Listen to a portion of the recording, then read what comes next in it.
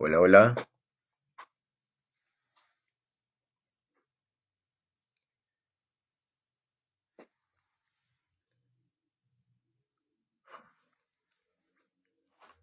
Hola, hola, ¿qué tal?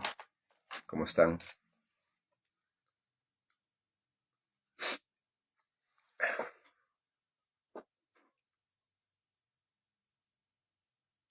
¿Cómo están?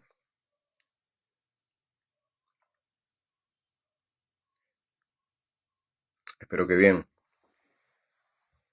Bueno, vamos a esperar un par de minutitos mientras la gente se va conectando a este live para comentar sobre un tema muy interesante e importante también. ¿Ok? Por eso que me he vestido así formalmente.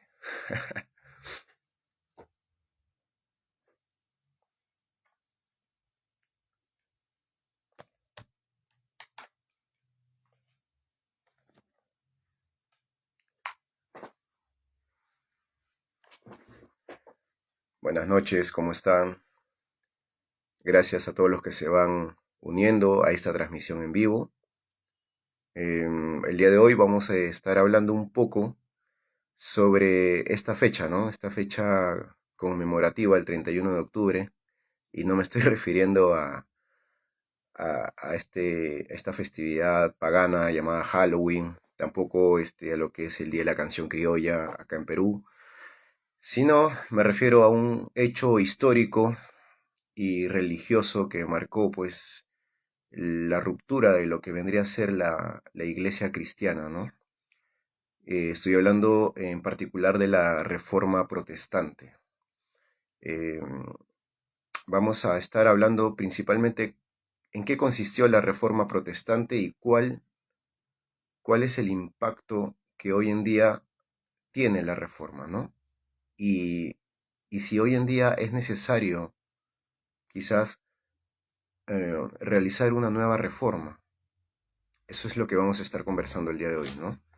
Así que quédense. Esta charla, bueno, esta charla no, esta pequeña exposición va a estar muy interesante. Así que vamos a empezar en un minuto, así que por favor sean pacientes y en breve comenzamos.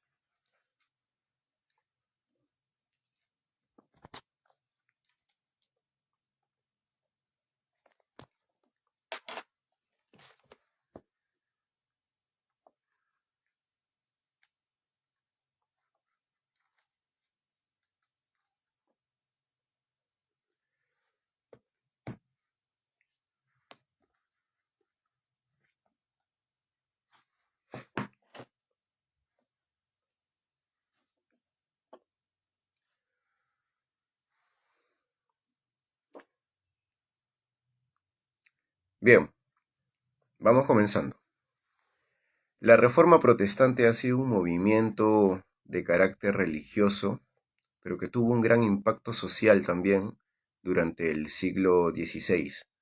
Ha sido un movimiento en el cual lo que se ha buscado es, en una primera instancia, reformar o modificar algunas cosas que la Iglesia Católica en ese entonces venía cometiendo de manera impúdica. Si bien es cierto, la Reforma Protestante empieza desde un 31 de octubre del año 1517 con la publicación de las 95 tesis de Martín Lutero en la Catedral de Wittenberg, tenemos que remontarnos muchos años antes para poder ver que han habido intentos de reformas dentro de la Iglesia Católica. Es decir, no es que Martín Lutero haya sido el único teólogo y monje que haya querido reformar la Iglesia Católica. Han habido otros personajes a lo largo de la historia de la Iglesia Católica que han denunciado los actos de corrupción, los actos de abusos sobre ciertos personajes, principalmente de los papas, que han pasado por por el trono de San Pedro, como ellos lo dicen, ¿no? Veamos algunos de ellos. Por ejemplo, tenemos también en el año 1175 al año 1205 el personaje de Pedro Baldó. Pedro Baldó ha sido un personaje bastante interesante que he podido investigar. Ha sido una persona con bastante solvencia económica, venía de una familia aristocrática muy pudiente, y lo que él hizo fue que a medida de que él iba instruyéndose en la lectura de la Biblia, a medida que él iba instruyéndose en las Sagradas Escrituras, lo que hizo Pedro Baldó fue renunciar a esa vida holgada, a esa vida de riquezas que poseía, y se entregó por completo a lo que es la vida comunitaria, se entregó por completo a lo que vendría a ser la voluntad de Dios en su vida, ¿no?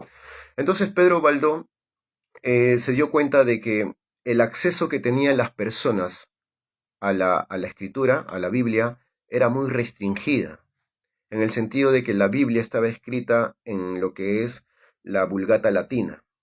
Era un tipo de latín en el cual la Biblia se había escrito para que solamente pudieran leerla las personas que supieran ese tipo de idioma, ¿no? Entonces, obviamente, las personas carentes de educación y formación teológica no podían tener acceso a la lectura de esta Biblia, ¿no? Pero Pedro Baldó eh, se, se encomendó tanto en buscar a especialistas que pudieran traducir la Biblia y poder acercar la Biblia a las personas de bajos recursos, ¿no? Y empezó su tarea misionera de predicar la palabra de Dios en el idioma de las personas que estaban siendo predicadas en ese momento, ¿no? Entonces, ese es un gran avance en lo que vendría a ser luego la reforma protestante de Martín Lutero, ¿no? Pedro Baldó va a ser uno de los primeros en traducir la Biblia y en predicar a las personas en su idioma natal, ¿no? Después también tenemos a otro personaje llamado John Wycliffe, que también fue un teólogo y sacerdote inglés, que durante los años de 1346 y 1384 lo que hizo John Wycliffe fue hacer una serie de críticas a la Iglesia Católica, entre ellas también, al igual que Pedro Baldó, el que no se pudiera traducir la Biblia al idioma de las personas. Entonces lo que él hizo, y algo que también la Iglesia Católica lo censuró, fue traducir la Biblia al idioma inglés, para que las personas pudieran tener acceso a la lectura de la palabra de Dios. Entonces, John Wycliffe va a traducir la Biblia al inglés, va a predicar a las personas en ese idioma y va a dar una serie de críticas con respecto a la autoridad del Papa, ¿no? Él sostenía que la autoridad del Papa era falible, que el Papa no podría ser una persona perfecta que no pudiera equivocarse, que al igual que cualquier ser humano, era un ser falible. Entonces, eso fue duramente criticado por la Iglesia Católica, pero para su buena suerte no pudo ser condenado como hereje porque, bueno, en 1584 por ahí falleció antes de que se le excomulgara y se le tildara como hereje. Lo mismo años más tarde pasaría con Jan Hus. Jan Hus fue un sacerdote de la región de la Bohemia que en 1515 hizo una serie de críticas también contra la Iglesia Católica, sobre todo contra la autoridad del Papa, ¿no? La autoridad del Papa, los actos de corrupción que se venían suscitando con la venta de indulgencias, para que vean que la venta de indulgencias no solamente ocurrió en la época de Martín Lutero, sino que ya venía dándose desde años anteriores, ¿no? Y Jan Hus sí fue quemado en la hoguera y tildado como hereje, y bueno, sus restos fueron quemados y convertidos en cenizas, ¿no? Entonces John Hus va a marcar una gran influencia en la vida de Martín Lutero también, por el tema de la crítica que hace a la venta de indulgencias la crítica que hace a la autoridad del Papa y sobre la traducción de la Biblia también al idioma original de las personas, ¿no? Entonces, eso es lo que básicamente va a hacer el aporte de Jan Hus en lo que es la historia del cristianismo.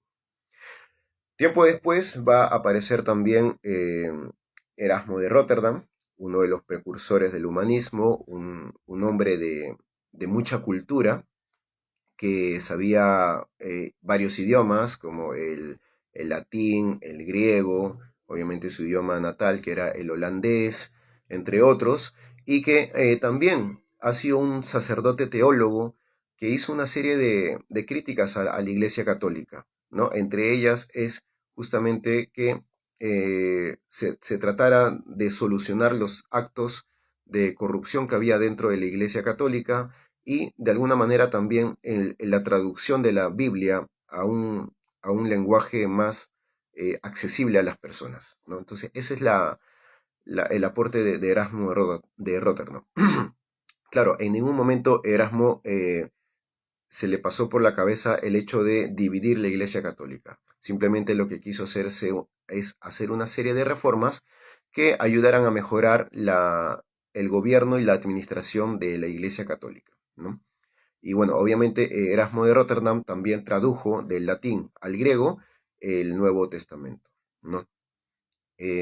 Bueno, y por último también está Girolamo de Savonarola, que fue también un gran predicador que durante los años de 1490-1498 predicó a las personas en su mismo idioma y también denunció los actos de corrupción de la iglesia, ¿no? Entonces, ya estamos entrando casi al año de 1500, al siglo XVI, que va a ser el siglo en el cual se va a dar la reforma protestante de Martín Lutero, y como hemos visto, durante casi toda la Edad Media y parte de la Edad Moderna, han habido personajes que han estado denunciando actos de corrupción en la Iglesia Católica. Entonces, no puede ser que podemos decir que Martín Lutero fue el primero en denunciar a la Iglesia Católica, ¿no? Sino que la reforma que hace Martín Lutero va a tener un impacto tan grande que quizás va a opacar en cierta medida a estos otros reformadores. Pero eso no quiere decir que vamos a dejar de lado el aporte que ha tenido estos personajes en lo que vendría a ser la reforma protestante de Martín Lutero, ¿no? Y en la historia del cristianismo en general. Entonces, tenemos ya a estos personajes, Pedro de Valdó, John Wycliffe, John Huss, eh, Erasmo de Rotterdam y Girolamo Savonarola, como los grandes reformadores o pre-reformadores de lo que vendría a ser la reforma protestante, ¿no? Bueno, ahora sí, pasemos a hablar netamente de lo que es la reforma protestante de Martín Lutero. Hola a todos los que se van conectando.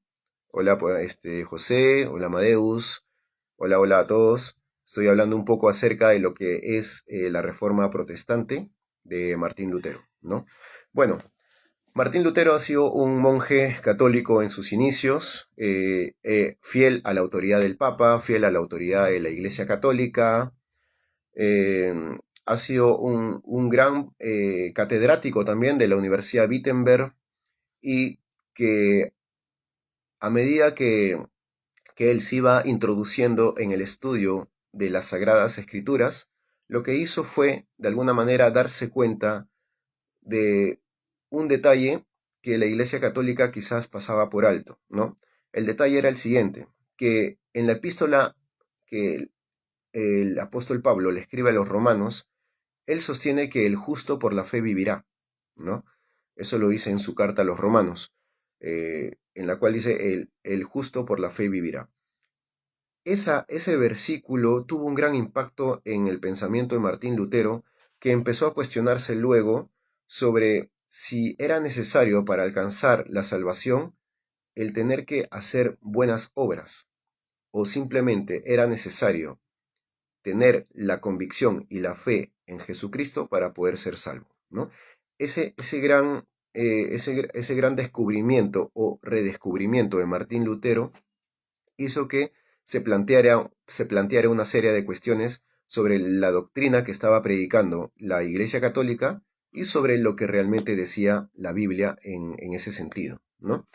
Bueno, fue en su visita a Roma que Martín Lutero se va a dar cuenta de una serie de actos que eran contrarios a lo que decía la Biblia, ¿no? Uno de ellos fue la famosa venta de indulgencias, que ya, como hemos comentado, antiguos reformadores venían denunciando durante mucho tiempo, ¿no?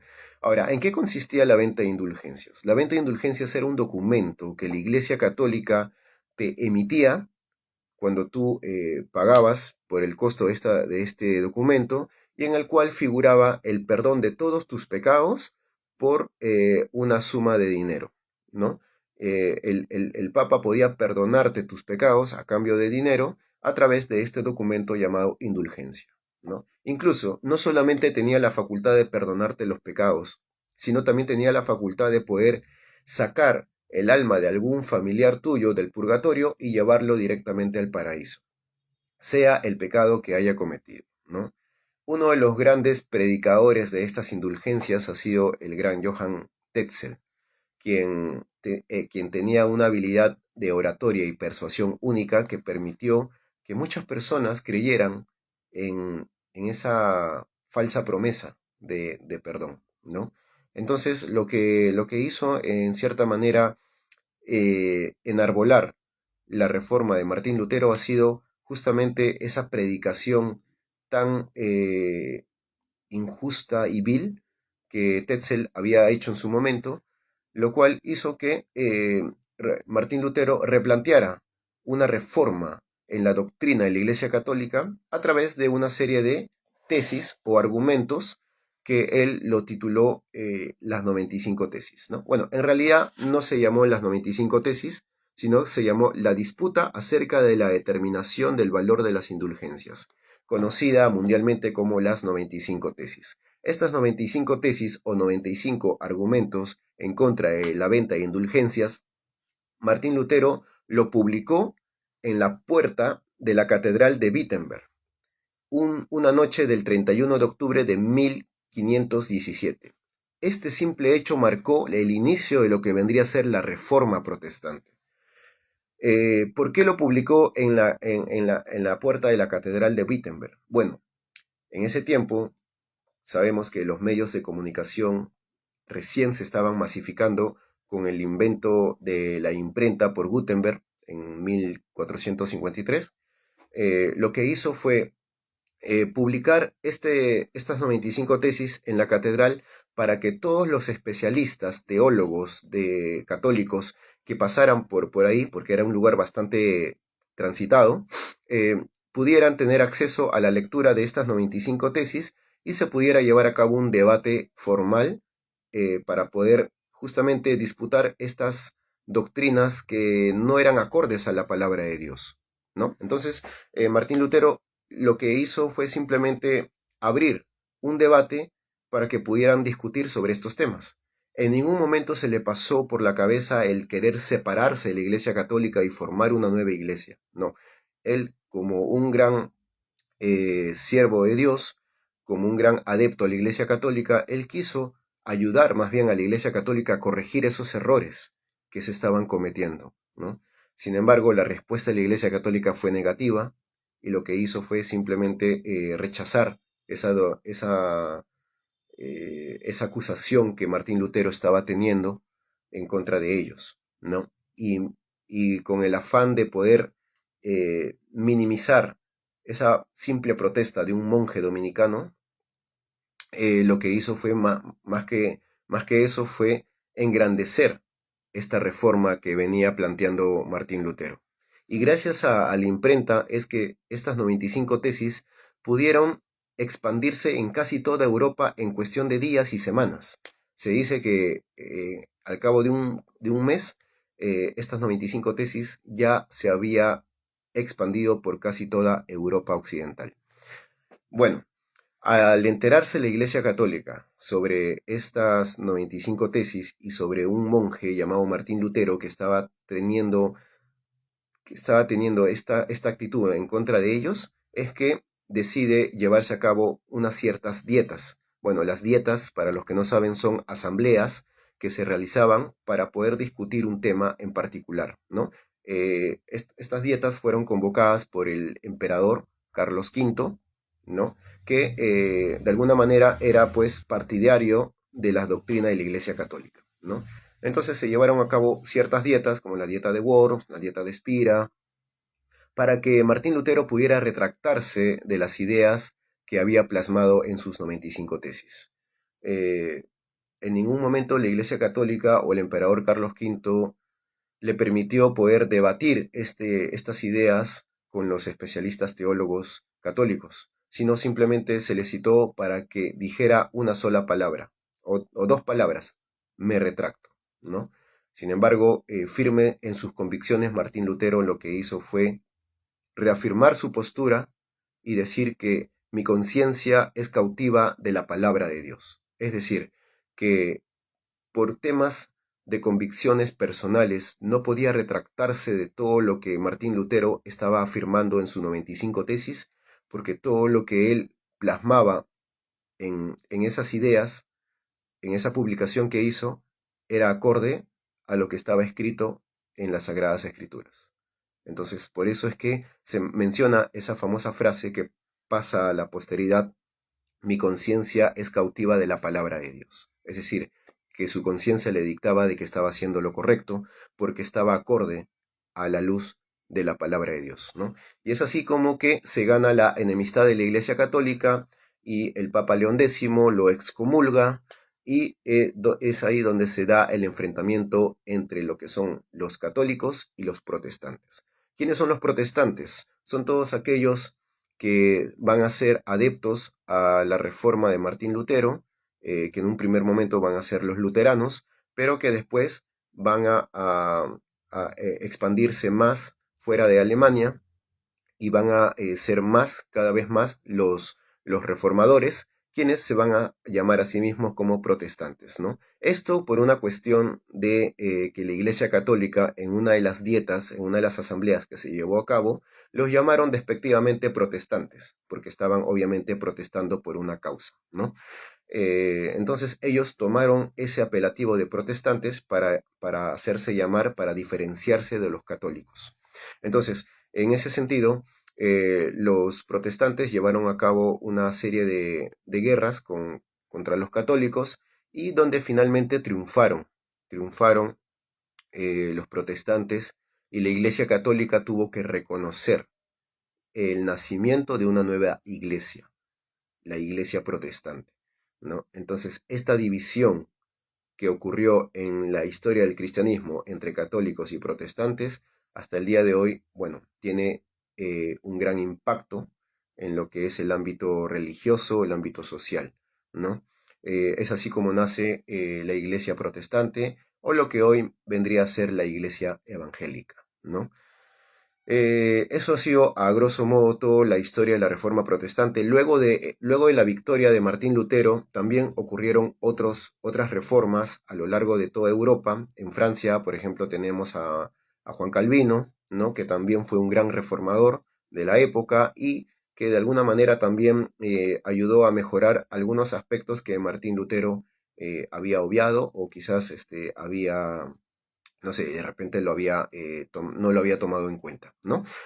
También Ulrico Zwinglio también hizo lo propio en Suiza, y bueno, entre otros reformadores también que ayudaron mucho a la constitución de la Reforma Protestante en 5 solas. La Reforma Protestante se podría resumir en 5 solas o en 5 principios fundamentales. Primero es la sola escritura que tiene que ver con que la Biblia es la palabra de Dios, es la autoridad suprema de todo cristiano, ¿no? La Biblia es la fuente de autoridad para la vida del creyente, del cristiano. Entonces, ni el Papa ni la tradición de la Iglesia Católica podía estar por encima de la palabra de Dios. La Biblia era la única fuente irrefutable e infalible de todo creyente cristiano. Entonces, en eso se basó la sola escritura. Después tenemos la sola fide, la sola fe. Quiere decir que el creyente solamente necesita, para ser salvo, declarar su fe en Jesucristo, ¿no? En que Jesús es su Señor y Salvador. Y por la sola fe en que Jesús murió y resucitó para el perdón de los pecados, es que el creyente puede nacer de nuevo y alcanzar la salvación, ¿no? Esa es la sola fe. Después tenemos también la sola gracia, que significa que solamente por medio de la gracia es que somos salvos. La gracia es un regalo que no merecemos, pero que sin embargo lo recibimos de parte de Dios, ¿no? La sola gracia. Tenemos también el solo Cristo, que hace referencia a que solamente Cristo es el único intermediario entre Dios y el hombre. No hay otro intermediario. No está ni la Virgen, no están ni los santos, no está ni el Papa, ni ninguna otra autoridad eclesiástica. Solamente a través de Jesucristo es que el hombre puede llegar a la presencia de Dios, ¿no? Ese es solo Cristo. Y por último tenemos el Soli Deo Gloria, o solo la gloria a Dios, en la cual obviamente todo creyente haga, realice en su vida es para la gloria de Dios, ¿no? Entonces, en esas 5 solas es que se puede resumir el pensamiento o el aporte de la Reforma Protestante que se llevó a cabo con Martín Lutero. Por ahí he estado viendo el día de hoy y días anteriores también algunos videos sobre este tema de la Reforma Protestante desde el punto de vista de los católicos, ¿no?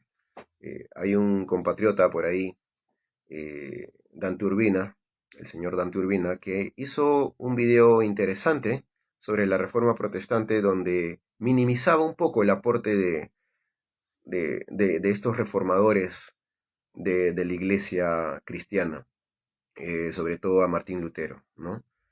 Habló un poco sobre el mito de la publicación de las 95 tesis, habló que obviamente que el acercamiento de los protestantes a las 95 tesis, habló sobre eh, la reverencia hacia la autoridad del Papa de Martín Lutero en las 95 tesis, y bueno, una serie de cuestiones que el día de hoy me gustaría poder quizás compartir y con el mayor de los respetos refutar, ¿no? Bueno, acerca del mito de las 95 tesis, bueno, no sé en qué sentido podría ser un mito, ya que las 95 tesis de Martín Lutero sí se llevó a cabo, o sea, es un hecho histórico. Martín Lutero clavó las 95 tesis en la puerta de la Catedral de Wittenberg un 31 de octubre de 1517. Y es por eso que esa fecha se conmemora cada 31 de octubre como el inicio de la Reforma Protestante. Entonces, no es ningún tipo de mitología que se haya creado para enarbolar el aporte de Martín Lutero, ¿no? Por otro lado, también sostiene el señor Urbina el acercamiento de los protestantes a las 95 tesis. El señor afirma de que nosotros, los protestantes, bueno, me considero un protestante, no tenemos acceso a la lectura de las 95 tesis y por lo tanto estamos idolatrando un libro o una obra del cual nosotros no hemos leído, cosa que es absurdo, porque bueno, al que menos que yo conozca, personas serias y profesionales en este tema han tenido acceso a lo que es las 95 tesis de Martín Lutero.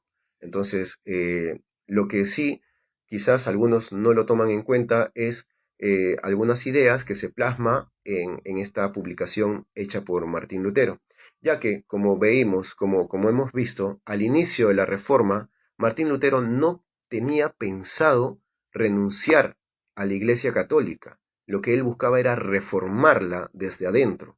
Sin embargo, ante la negativa de la Iglesia es que tuvo que eh, salirse de la Iglesia Católica y formar una nueva iglesia, ¿no? Pero recordemos que cuando él publica las 95 tesis, su idea no era salirse ni tampoco era formar una nueva iglesia, sino reformarla. Es por eso que en varias de las tesis, de las 95 tesis, obviamente se ve a Lutero dirigiéndose al Papa de una manera respetuosa, porque aún estaba bajo la subordinación del Papa. Entonces, es imposible poder decir que desde un principio Martín Lutero ya estaba en contra del Papa. No, no es así. Eso se va a dar paulatinamente con el transcurrir de los años ante la negativa de la Iglesia Católica de poder corregir los errores que Martín Lutero había denunciado en sus obras, ¿no? Entonces, no hay ninguna contradicción al decir que Martín Lutero eh, respetaba la autoridad del Papa en las 95 tesis. Eso era obvio, porque al inicio Martín Lutero estaba sujeto a la autoridad del Papa, pero con el pasar del tiempo, él va a renunciar a la Iglesia Católica y va a ir en contra de la autoridad del Papa, ¿no?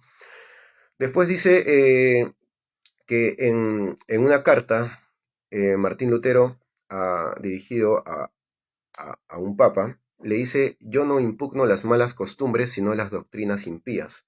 Entonces, sostiene esta idea el señor Urbina para decir que Martín Lutero no estaba en contra de las malas costumbres de la iglesia, sino solamente quería reformar las doctrinas. Por lo tanto, no estaba en contra de las indulgencias. Bueno, si uno lee las 95 tesis de Martín Lutero, que de hecho lo tengo acá en mi laptop, podemos ver que casi el 95% de las tesis, de las 95 tesis, es en contra de las indulgencias. O sea, de ese acto vil y corrupto que la Iglesia Católica estaba cometiendo durante esa época. Entonces, no podemos decir que las malas costumbres no tienen que ver con las doctrinas impías. De hecho, las doctrinas impías son lo que conllevan a las malas costumbres. ¿Me entiende? Entonces, si Martín Lutero quería atacar las doctrinas impías, era justamente para acabar con las malas costumbres, porque sabía que si acababa con las malas costumbres, pero aún estaban las doctrinas impías, las malas costumbres iban a persistir. Por eso es que en esa carta Martín Lutero dice, yo no impugno las malas costumbres, sino las doctrinas impías. De alguna manera, porque atacar las doctrinas impías significaba, por consecuencia, también atacar las malas costumbres de la iglesia. ¿Ve? Eso es lo que el señor Urbina está tratando de obviar, simplemente para decir o para refutar el pensamiento de Martín Lutero, ¿no?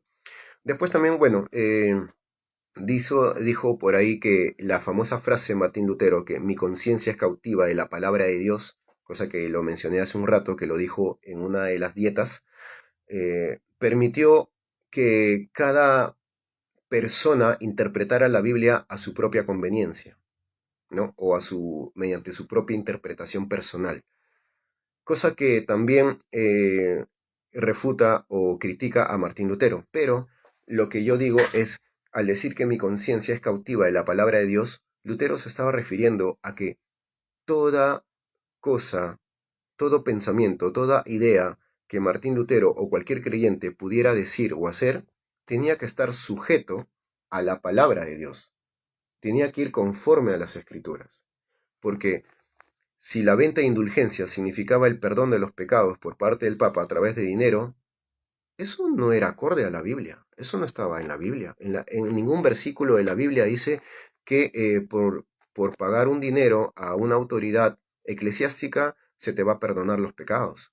Entonces, eso no era acorde a la palabra de Dios, sino todo aquello que nosotros pensemos o hagamos tenía que ir de la mano de las Sagradas Escrituras, ¿no? Entonces, a eso se refiere con mi conciencia es cautiva de la palabra de Dios, que todo lo que yo haga o diga tiene que ser conforme a la palabra de Dios. ¿Ok?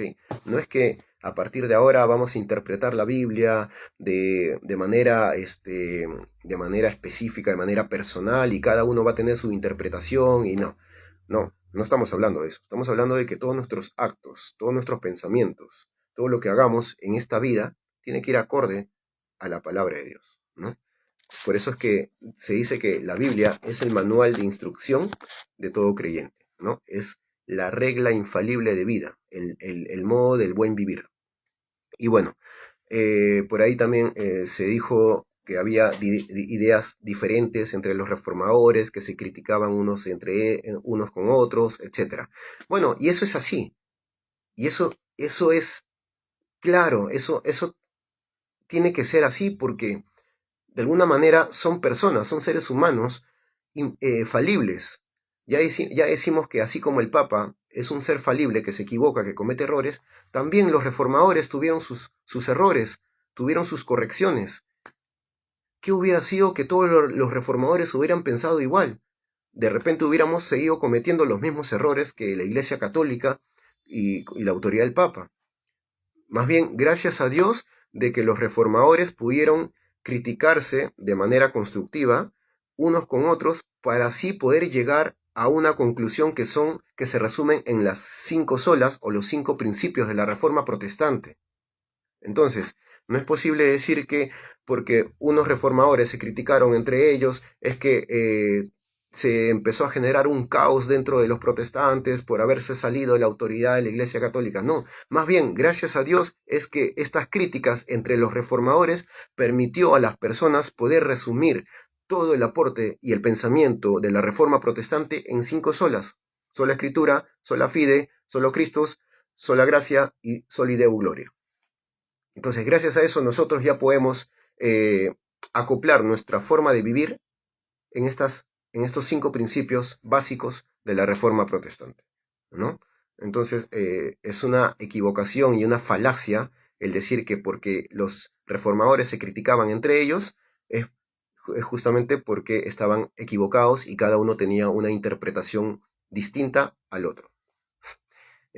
Bueno, eso básicamente es lo que podría mencionar con respecto a algunas ideas que mencionó mi compatriota, el señor Dante Urbina, y también otros intelectuales o apologistas católicos, ¿no? Con respecto al tema de la Reforma Protestante. El impacto que ha tenido la Reforma Protestante hoy en día tiene que ver mucho con la manera de pensar del creyente cristiano. Hoy en día todos los creyentes cristianos tenemos tenemos por sentado la autoridad de la Biblia, ¿no? O sea, la Biblia como la máxima autoridad infalible del creyente cristiano, ¿no?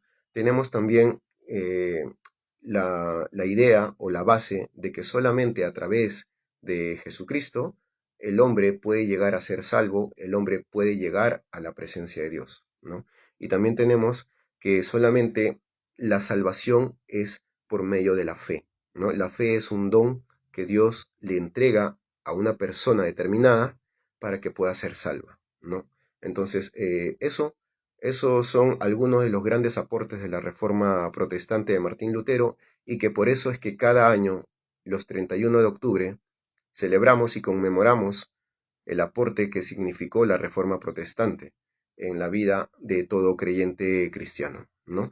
Espero que esta breve explicación de la Reforma Protestante les haya ayudado de repente a darse cuenta de que muchas cosas que hoy en día pasan en la actualidad o que están ocurriendo siempre tienen una causa, siempre tienen un principio, un origen, ¿no? De que no todo lo que ocurre hoy en día es producto de hoy en día, sino que ya ha tenido un antecedente, ¿no?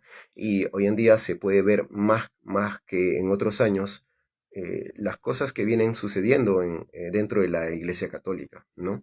Los pensamientos progresistas, las ideas que tienen que ver con ideologías de género y todo eso que ya se aleja totalmente de lo que es la palabra de Dios, ¿no? Y cosas que son estos hechos que se han cometido no solo ahora, sino desde el origen de la Iglesia Católica. Y esto hace que cada cierto tiempo surjan grandes reformadores como Jan Hus, John Wycliffe, Martín Lutero, Juan Calvino, Ulrico Zwinglio, entre otros, a criticar estos actos que van en contra de la palabra de Dios, ¿no? Entonces, para mí, no sería ajeno ni me sorprendería que muy pronto se pudiera producir una nueva reforma protestante. Bueno, conmigo ha sido todo por hoy, espero que me haya dejado entender. Mi nombre es Miguel Sente y conmigo será hasta una nueva oportunidad. Nos vemos. Chau, chau.